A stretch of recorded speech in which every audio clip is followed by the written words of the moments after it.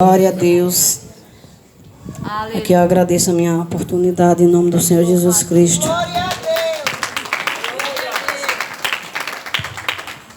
Glória a Deus. Poder sentar os irmãos, glórias ao Senhor. Eu cumprimento os irmãos na paz do Senhor, né? Amém, amados? Glória a Deus, culto de família. Também cumprimento os irmãos que acompanham pelo canal. Eu gostaria de pedir para a igreja abrir a Bíblia em 1 Coríntios. 1 Coríntios capítulo 10.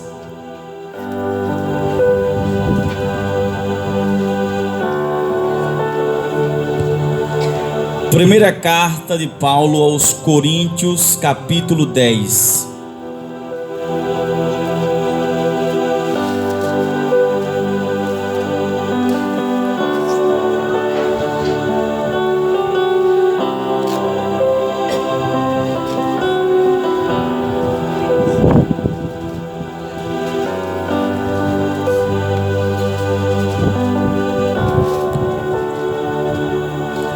Primeira carta de Paulo aos Coríntios, capítulo 10. No Novo Testamento, esta é uma carta que Paulo escreve à igreja, como uma forma de aconselhar o povo de Deus. A igreja, ela é orientada por Deus, pela Bíblia Sagrada, e este livro nos orienta as cartas de Paulo, as epístolas. Então, você que encontrou, diga aleluia. Verso 23. Verso 23 diz assim: todas as coisas me são lícitas, mas nem todas as coisas convêm. Todas as coisas me são lícitas, mas nem todas as coisas edificam. Vamos repetir em voz alta? Vamos lá. Todas as coisas me são lícitas, mas nem todas as coisas convêm. Todas as coisas me são lícitas, mas nem todas as coisas edificam. Pai, nesta noite, nós estamos em Tua presença. Obrigado por essa rica oportunidade. Meu Deus, neste momento, nós apresentamos o texto, ora lido, Pai, que o Senhor venha apresentar, ó Deus, a Tua vontade aqui para conosco, porque a vontade do Pai é que prevalece na casa do Pai, a vontade do Pai é que prevalece na vida, Pai, dos filhos, ó Deus. Fala conosco agora, em nome de Jesus Cristo. Aplauda Jesus. Glória a Deus. Estava meditando na palavra e a palavra falou comigo e eu senti de Deus de trazê-la para os irmãos, né? Deus revelou a palavra, me deu entendimento e aqui está o que Deus falou comigo e os irmãos vão ficar sabendo nesta noite. A Bíblia diz que Paulo foi, na verdade, um grande instrutor da igreja. Deus não poderia descer do céu e pessoalmente pegar o microfone e pregar para as pessoas, mas Deus usa as pessoas para fazer isto. Então a palavra é de Deus, mas o vaso também é de Deus, não é o próprio Deus. E o que é usado pelo vaso, a palavra, a revelação, também vem de Deus. E Paulo, ele é o maior doutrinador da igreja.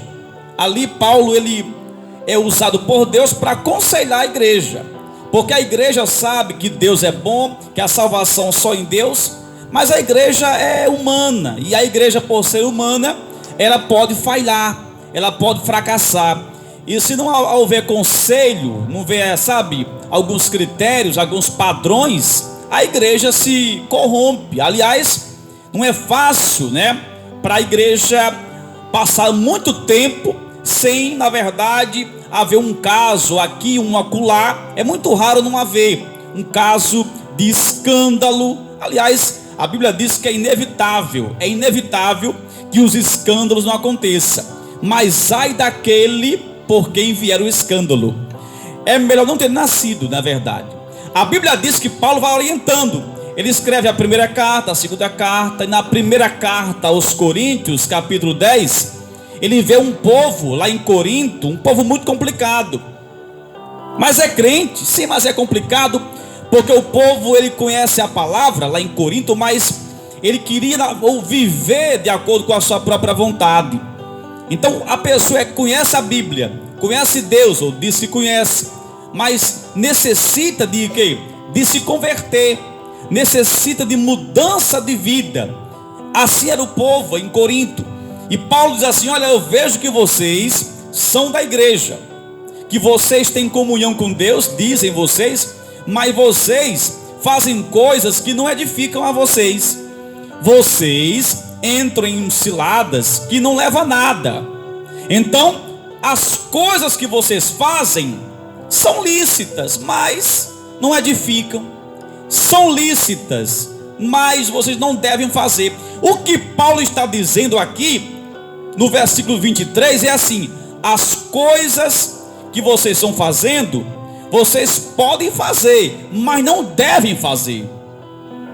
Então tem coisas, meus irmãos, que nós até fazemos se não vigiar. E está feito, pronto, já fiz ontem, nem morri por isso.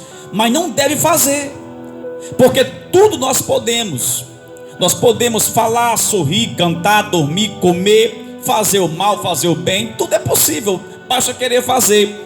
Como já preguei aqui outro dia, se eu quiser não pregar, não prego, ninguém me obriga, ainda que o preço seja muito alto. Mas eu escolhi não fazer isso, então vou fazer. Mas eu não devo fazer isso. Então você pode perguntar: mas e aí, o que o crente deve ou não fazer? O que o povo da igreja pode e não pode? Eis a questão, irmão. Eu posso fazer isso? Eu pergunto o pregador se pode. Não, eu perguntei a Beltrano, ele disse que podia. Isso é besteira. Mas enfim, o que eu posso, o que não posso, eu fico perguntado. E a Bíblia diz que tudo pode ser feito, mas nem tudo edifica a sua fé, e nem tudo deve ser feito. O dever é outra coisa. O dever do crente é outra história, daria uma pregação longa. O dever do cristão é uma coisa que muitos não querem nem saber. A Bíblia diz que, se você for analisar a palavra, vai descobrir que nós, seres humanos, cristãos, somos muito complicados. Se você for descobrir analisando ali o comportamento dos discípulos, vai descobrir que Jesus andava pregando a verdade, mostrando o que era ter fé, e através da fé cumprindo um grande chamado de libertação, expulsou o demônio, curou muita gente. Os discípulos andando com ele, viu tudo, eles viram tudo, contemplaram em loco, de perto, a olho nu, mas desconfiavam de Jesus. Veja como é complicado o ser humano. Ele até poderia ter desconfiado de Cristo, mas não deveria ter desconfiado, porque ele era o próprio Deus. A Bíblia diz que Jesus andava assim, com pessoas que viam que o ministério crescer era uma bênção, mas havia um incrédulo no meio dele. Havia um Tomé que não acreditava. Isso é que é ser gente complicada, mas está na igreja.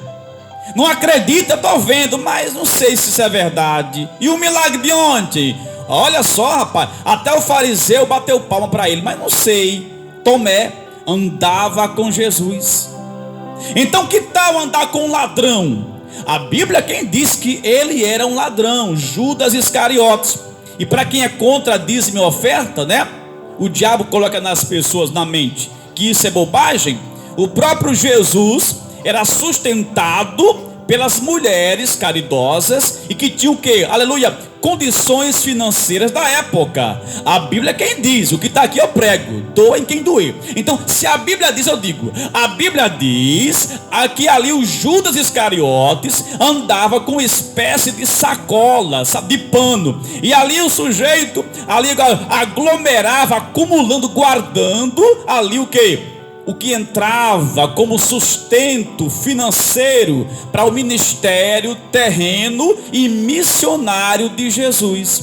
Então até Jesus, que era o próprio Deus, para o sustento terreno, porque no céu não, mas na terra precisa, ele recebia o que? as posses para o sustento do ministério.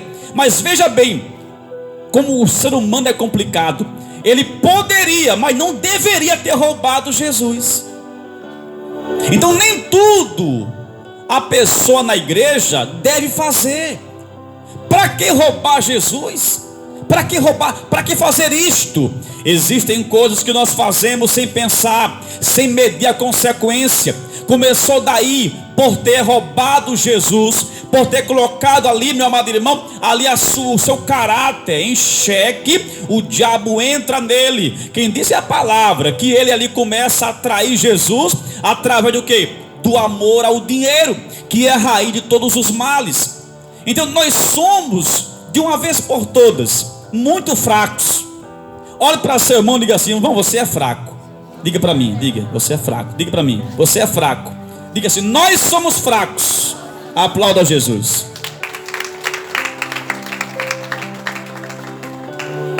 Ainda bem que Deus é forte. A Bíblia diz que estavam discutindo entre eles, entre os apóstolos, quem era o maior. Olha só, como é muita fraqueza discutir entre si quem é o maior ali. Quem é o maior aqui mesmo, hein? Quem é o mais merecido? Quem é o melhor aqui dentre nós? Isso é fraqueza, irmão. Porque quem pensa em ser grande, aí é que é fraco. Quem pensa em ser maior, aí precisa ser menor. Quem mais pensa em ser maior, em detrimento do, afinhamento do próximo, aí sim é que está dizendo por si próprio que precisa ser o menor de todos. Mas não, há uma confusão para quê? Para alimentar as viúvas? Não vamos saber quem alimenta mais viúva hoje. Vamos saber quem ora mais se você... Não, é para quem é o maior da turma. Isso não é necessário. Isso não se deve fazer. Até pode, se quiser, mas não deve. As coisas são lícitas, mas nem todas edificam a sua fé. Nem todas elas, edificam a minha fé. Eu posso passar o dia todo, vendo um filme de terror. Mas para que nada a ver com religião, com igreja? Para que terror? Para quê? Baixa só o inferno.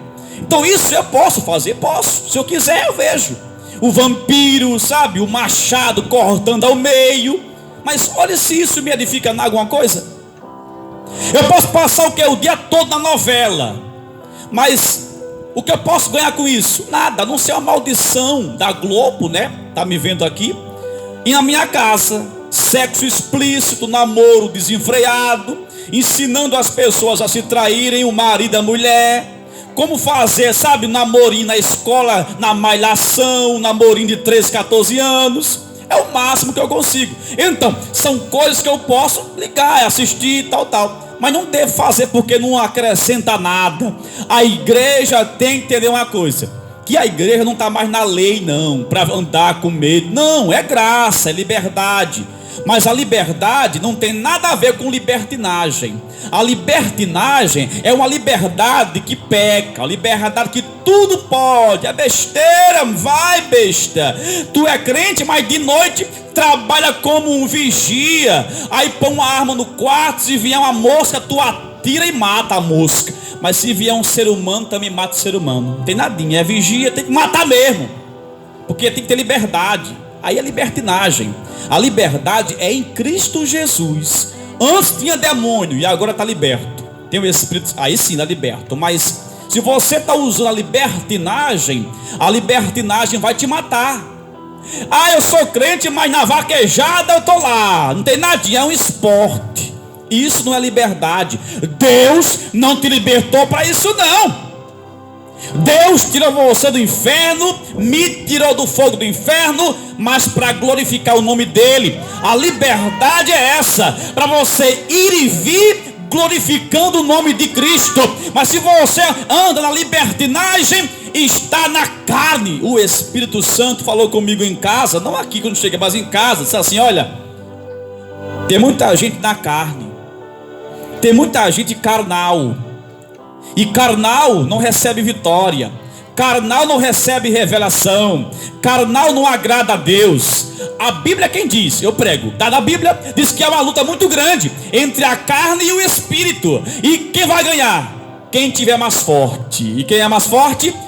Quem buscar mais. Se você busca mais a carne, alimenta mais ela, e aí o espírito, coitado, vai chorar, perdeu a luta. Mas se você busca a Deus, a carne perde de 10-0, e você vai ser abençoado por Deus, porque Deus é espírito, e quem ganha é você, porque Deus vai olhar quem está no espírito.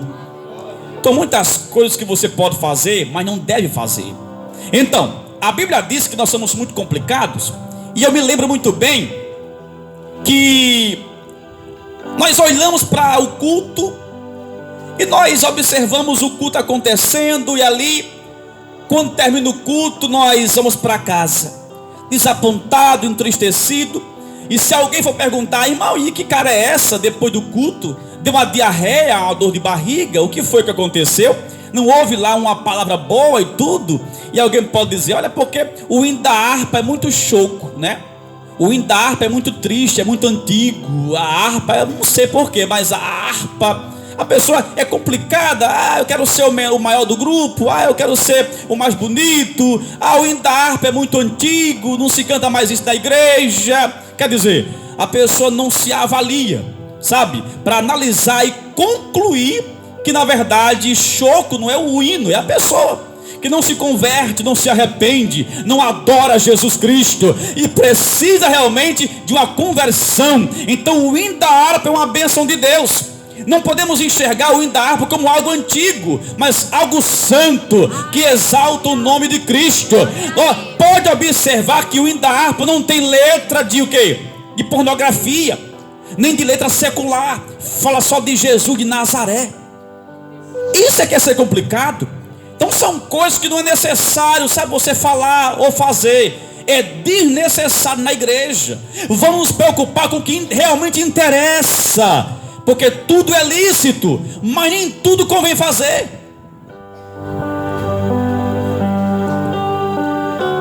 Os hinos da harpa são os hinos espirituais, mas a igreja muitas vezes não acha bom ouvir a harpa e chora, se afoga nas lágrimas ao aceitar os hinos seculares, porque tem cantor que canta música gospel, mas nem crente é.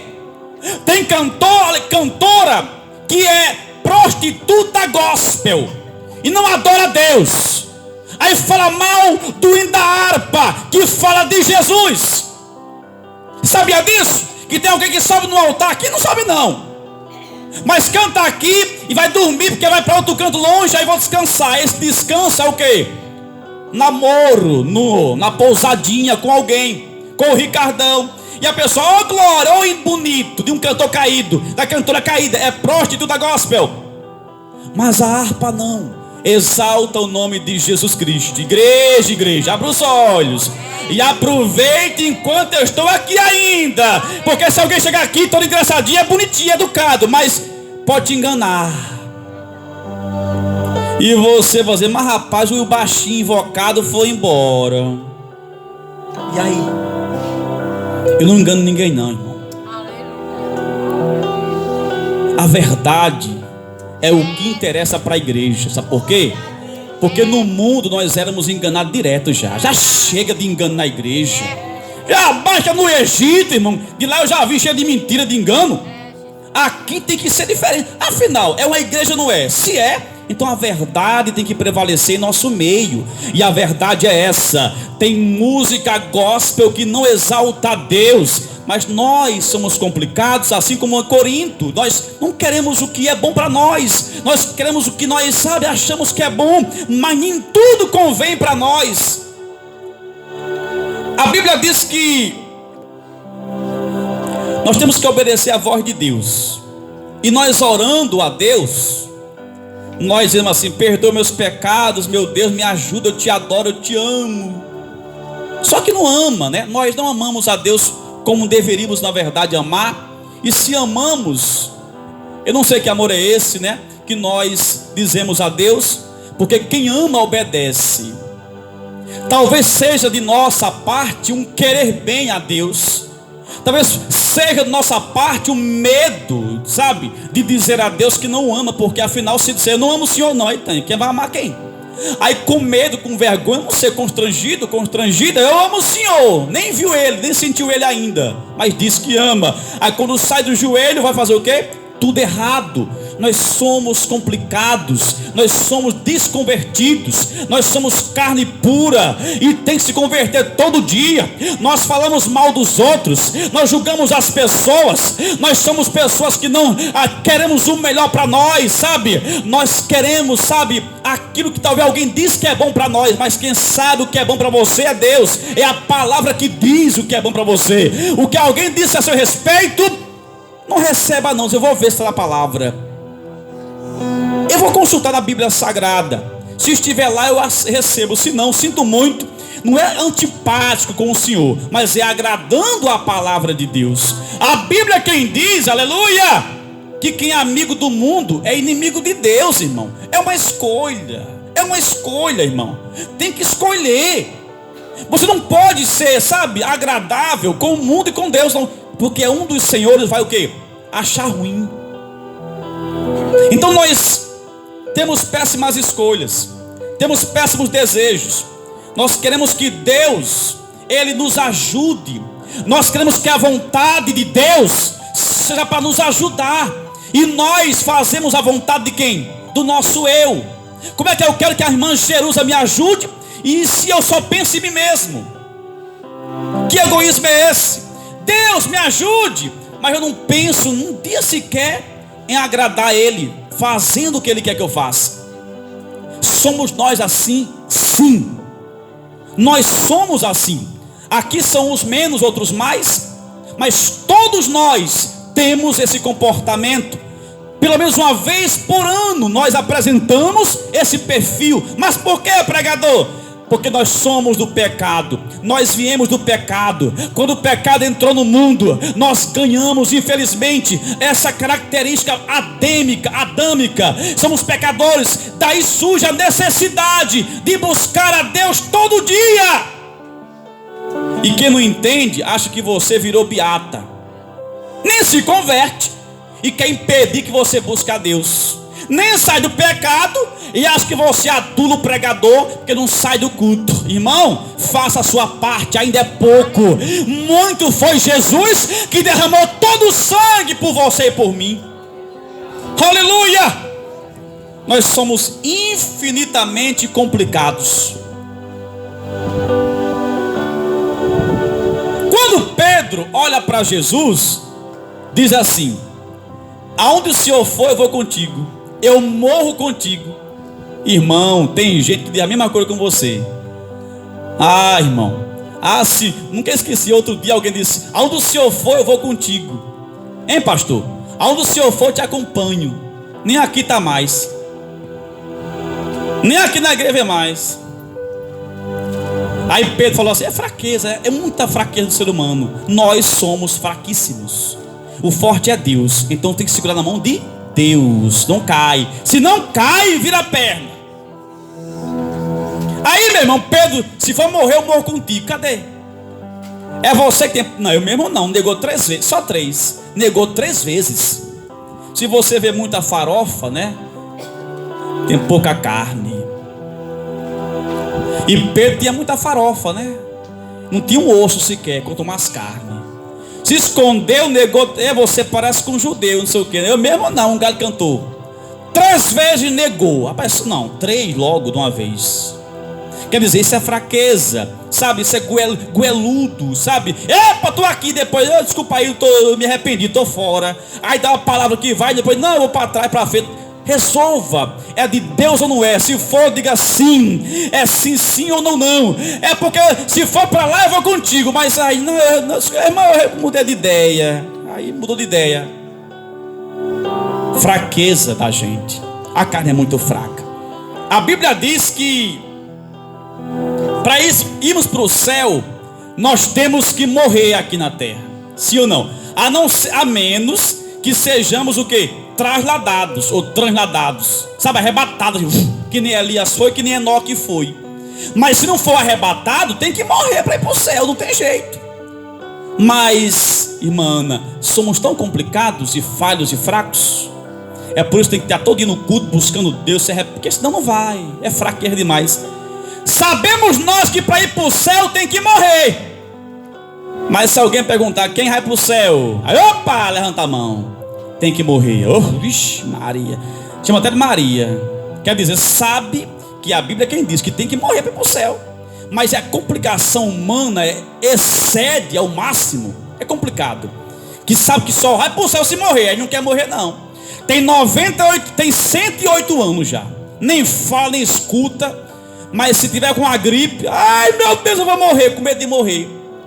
Quer dizer, tem 108 anos, é crente, se morrer vai para o céu, mas não quer morrer não. Isso é fraqueza, complicação.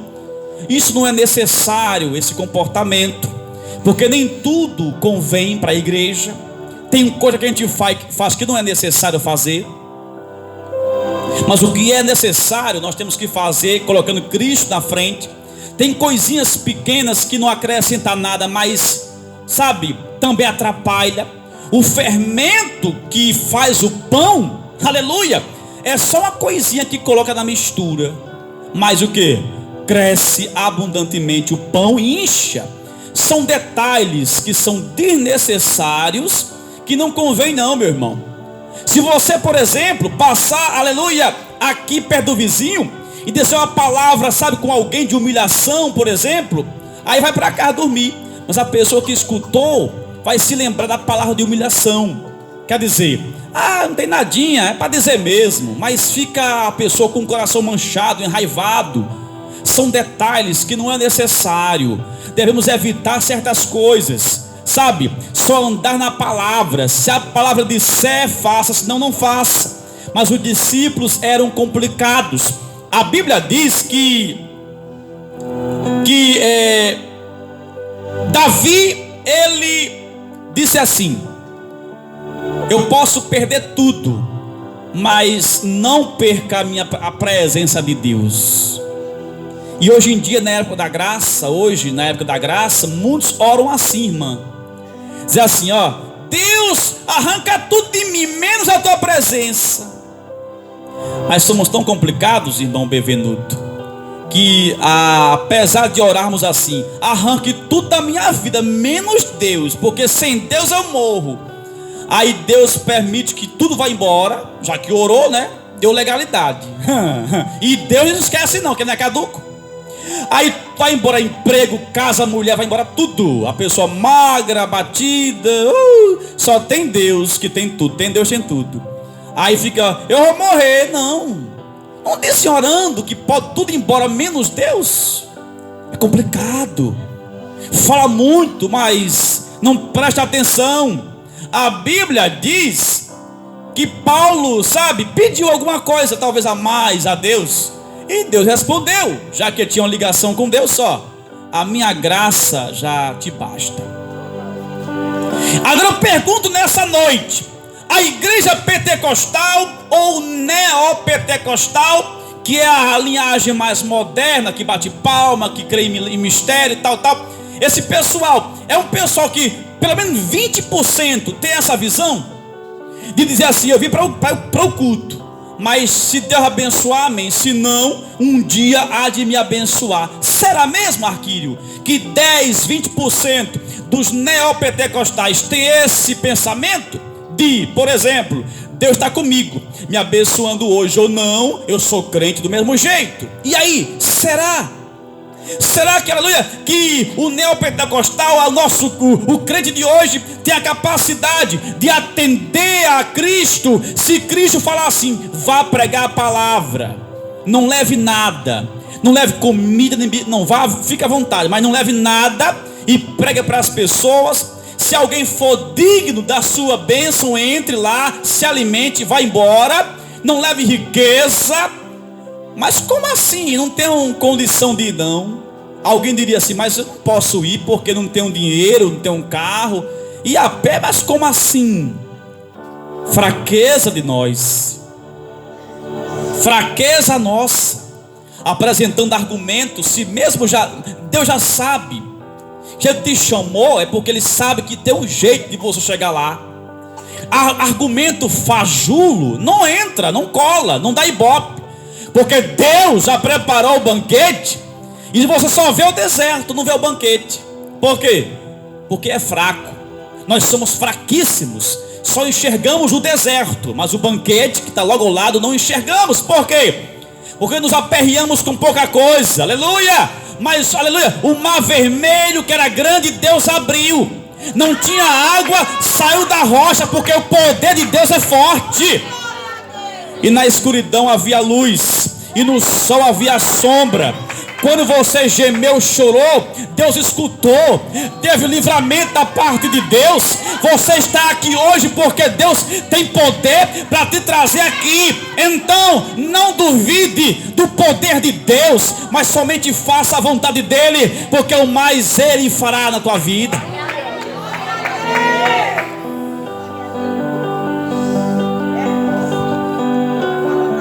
Mas o pecado é muito grande, a falha é muito grande, nós somos pecadores. É por isso que a oração do Pai Nosso nos ensina a orar e pedir perdão a Deus. Preste atenção, como nós somos tão fracos. Quando nós, muitas vezes, erramos, preste atenção, porque Deus me usa mais na palavra. Quando nós falhamos, eu digo nós, não é que é você ou eu digo a igreja, que no mundo todo tem milhares de igrejas de Cristo na terra, de um modo geral. No mundo tem mais de 7 bilhões de habitantes. Eu não sei quantas igrejas tem, mas enfim, a igreja de um modo geral. Nós, igreja. Quando a igreja, Aldair, erra, peca, o que acontece? Alguns se envergonham e deixam o quê? A congregação. Outros, que a maior parte faz o quê? Peca, erra, aí nem deixa a prática do pecado, se perde perdão a Deus, mete a boca para fora, aí continua no pecado. Olha só como somos fracos. O que acontece? Alguém vai lá, esse irmão falhou, irmã falhou e tal. Aí o que diz? O fraquinho, a fraquinha, está me julgando. Quem é que não peca? Quem é que não falha? Aí vai usar uma palavra isolada da Bíblia, para quê? Para se proteger. Aí diz: quem não pecar, que lhe atira a primeira pedra. Quer dizer, esse argumento está na cara que é para se defender. A pregação aqui é outra, irmão. O seu caso é específico, irmão. O seu caso é outro. O senhor quer, encobrir o sol com a peneira. O seu caso é seu, não é meu. Não é julgamento, mas é uma realidade. Deus perdoa assim, mas se deixar o pecado. Então assim, é muita fraqueza sua, irmão. Se arrependa que é melhor. Deixa o pecado de lado, que não sou eu nem ninguém que vai te acusar. Agora, dizer que o senhor está certo, estando errado, ninguém diz não. Isso é fraqueza da igreja. Isso é